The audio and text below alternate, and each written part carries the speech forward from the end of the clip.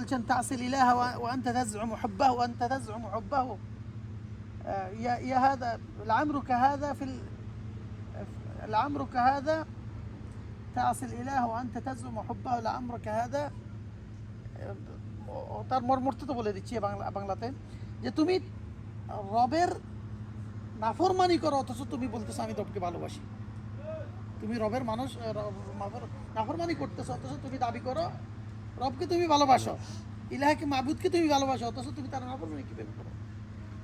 লাউ কানা হুব্বাকা সাদিকান, দ্বিতীয় সারিতে, লাউ কানা হুব্বাকা সাদিকান লা আতাতাহু ইন্নাল মুহিব্বা লিমান ইউহিব্বু মুতিউ।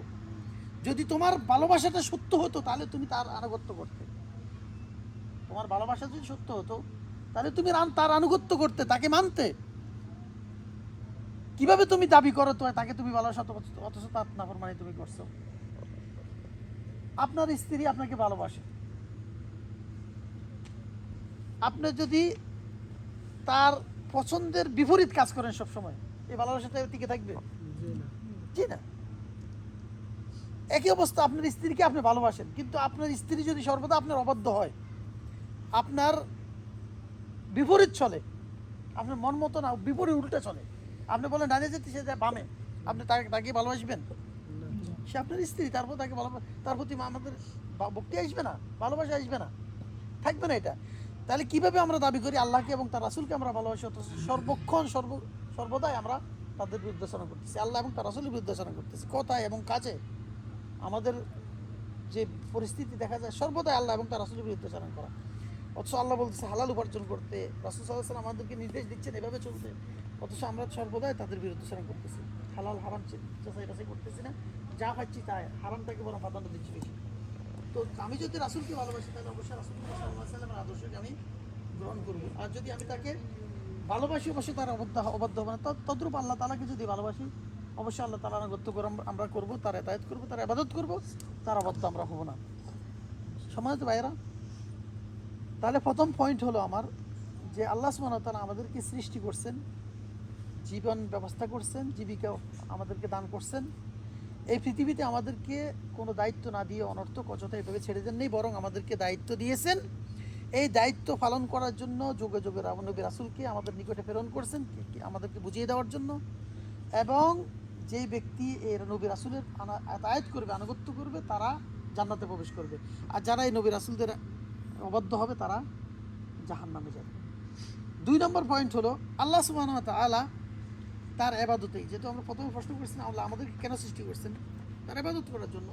যেহেতু আল্লাহ সুবহানাহু ওয়া তাআলা আমাদেরকে তার ইবাদত করার জন্য সৃষ্টি করছেন, আল্লাহ সুবহানাহু ওয়া তাআলা কখনো এই বিষয়টি পছন্দ করবেন না যে আল্লাহর ইবাদতের সাথে আমরা অন্য কারো ইবাদত করি, শরীক করি। আল্লাহ সুবহানাহু ওয়া তাআলা ইন্নাল্লাহা লা ইয়ারদা ইউশরাকা মা'হু ফি ইবাদাতিহি আহাদুন লা মালাকুম মুকাররাব ওয়ালা নাবিয়্যুম মুরসাল। আল্লাহ সুবহানাহু ওয়া তাআলা কখনো পছন্দ করবেন না যে তার ইবাদতে অন্য কাউকে শরীক করা হোক, এটা কখনো তিনি পছন্দ করবেন না। যদিও যাকে শরীক করা হয় সে নিকটবর্তী ফেরেশতা হোক না কেন অথবা প্রেরিত রাসূল হোক না কেন, তাকেও আল্লাহ তাআলা তার ইবাদতে মেনে নেবেন না। আল্লাহর ইবাদতে আল্লাহ মুহাম্মদ সাল্লাল্লাহু আলাইহি ওয়াসাল্লামকে শরীক হিসেবে, পার্টনার হিসেবে মানবেন না, কখনো তিনি সন্তুষ্ট হবেন না। বরং কি আল্লাহ সুবহানাহু ওয়া তাআলার ইবাদতে অন্য কাউকে শরীক করলে সে মুশরিক এবং কাফের হিসেবে আল্লাহ তাআলা তাকে জাহান্নামে নিক্ষেপ করবেন। এজন্য ইন্নাল্লাহা লা ইয়ারদা আন ইউশরাকা মা'হু ফি ইবাদাতিহি আহাদুন লা মালাকুম মুকাররাব ওয়ালা নাবিয়্যুম মুরসাল। আল্লাহ সুবহানাহু ওয়া তাআলা তার ইবাদতের ক্ষেত্রে কোনো মানুষকে বা কোনো বিষয়কে, কোনো বস্তুকে শরীক করা পছন্দ করেন না, যদিও সেই বিষয়, বস্তু বা সেই ব্যক্তি একজন নৈকট্যপ্রাপ্ত ফেরেশতা হোক না কেন, জিবরিল আলাইহিস সালাম। কেউ যদি আল্লাহর ইবাদতের সাথে জিবরিলের ইবাদত করে মানে নেবে আল্লাহ? না। ওয়ালা নাবিয়্যুম মুরসাল, অথবা কোনো নবী যাকে আল্লাহ তাআলা প্রেরণ করছেন তারও ইবাদত করা, যেমন মুহাম্মদ সাল্লাল্লাহু আলাইহি ওয়াসাল্লামের ইবাদত যদি কেউ করে মানবেন আল্লাহ? মানবেন না। আল্লাহ তাআলা শিরক কখনো পছন্দ করেন না। লা নাবিয়্যুম ওয়ালা নাবিয়্যুম মুরসাল। এই জন্য আমরা ইবাদত করার ক্ষেত্রে, যেহেতু আমরা আল্লাহর ইবাদত করতেই হবে, বাধ্য আমরা, আল্লাহ তাআলা আমাদেরকে এই জন্যই সৃষ্টি করছেন। আল্লাহর ইবাদত করার ক্ষেত্রে আমাদের সতর্কতা অবলম্বন করতে হবে, খবরদার আমাদের ইবাদতের জন্য আল্লাহর সাথে শিরক না হয়ে যায়। ইবাদত করার ক্ষেত্রে যেন কোনো শিরক না হয়। কারণ শিরক সবচেয়ে বড় জুলুম। ইন্না শিরকা লাযুলমুন আযীম, মহাজুলুম হচ্ছে শিরক। সবচেয়ে বড় অন্যায়, সবচেয়ে বড় অত্যাচার, সবচেয়ে বড় অপরাধ হচ্ছে শিরক। আর এই শিরক আল্লাহ তাআলা কখনো বরদাস্ত করেন না।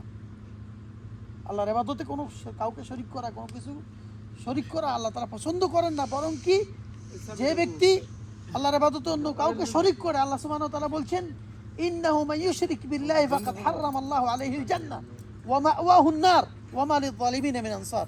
নিশ্চয় আল্লাহর ইবাদতে কেউ যদি কাউকে শরীক করে, আল্লাহ তাআলা তার জন্য জান্নাত হারাম ঘোষণা করেছেন।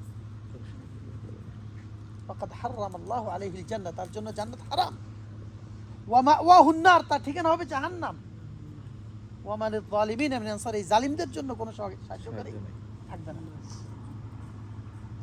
এবং এই শিরক এত বড় অপরাধ কেন?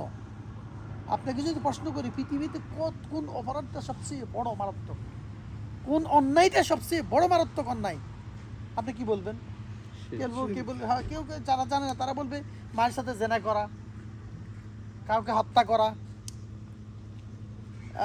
কারো সম্পদ ছিনিয়ে এতিমদের সম্পদ ভক্ষণ করা। কেউ এরকম বলবে, বিভিন্ন রকম দেখাবে। কিন্তু যারা কোরআন আয়াতটা বুঝে, তারা বুঝবে যে শিরক হচ্ছে সবচেয়ে বড় জঘন্য অপরাধ। এর চাইতে বড় অপরাধ হতে পারে না।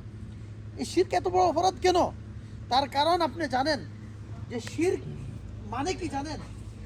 স্রষ্টাকে সৃষ্টির সাথে তুলনা করা। স্রষ্টা আল্লাহ সুবহানাহু ওয়া তাআলা, খালিক, রাজিক, সেই স্রষ্টাকে সৃষ্টির সাথে মিলিয়ে দেওয়া, মিশ্রিত করা। এটা কি অত্যাচার না? আল্লাহকে আপনি বান্দা